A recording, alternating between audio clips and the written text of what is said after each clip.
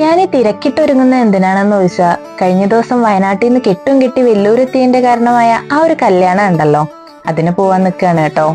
By the by, കല്യാണ പെണ്ണ് എൻ്റെ ഒരു ദൂരത്ത് സ്വന്തമാണ്. ദൂരം കുറച്ച് കൂടുതലായതുകൊണ്ട് ബന്ധം പറഞ്ഞ സമയം കളയുന്നില്ല. ഒരു 4.5 കൊല്ലം മുന്നാണ് വെല്ലൂര് ഞാനൊരു കല്യാണം കൂടുന്നത്. കോയിൻസിഡന്റ്ലി ഇപ്പത്തെ കല്യാണ പെണ്ണിന്റെ ഏട്ടത്തിയാണ് അന്നത്തെ കല്യാണ പെണ്ണ്. അവക്കിന്ന് 2 മക്കളുണ്ട്. ഇവർ ബേസിക്കലി മലയാളീസ് ആണെങ്കിലും തമിഴ്നാട്ടിൽ സെറ്റിൽ ആയതുകൊണ്ട് തന്നെ കല്യാണത്തിനൊക്കെ ഒരു തമിഴ് ടച്ച് ഉണ്ട്.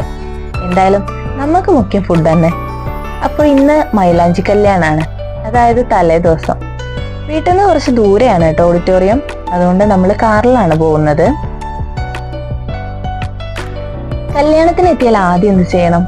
ആദ്യം some mandatory photos and poses and main part is exploring food. അങ്ങനെ ഞങ്ങൾ കുറച്ച് ഫോട്ടോ ഒക്കെ എടുത്ത് ലൈവ് ചായ കുടിക്കാൻ പോയി. പിന്നെ കല്യാണത്തിന് വന്നാൽ കല്യാണ പെണ്ണിന്റെ കൂടെ ഫോട്ടോ എടുക്കാതെ എങ്ങനെ പോവാനാ? ഒരുങ്ങിക്കിട്ട് 4 ആളെ അറിയിക്കാൻ എന്തായാലും ഫോട്ടോ നിർബന്ധമാണ്. ഇനി അടുത്തത് എന്താ? മെയിൻ ഫുഡ് തന്നെ.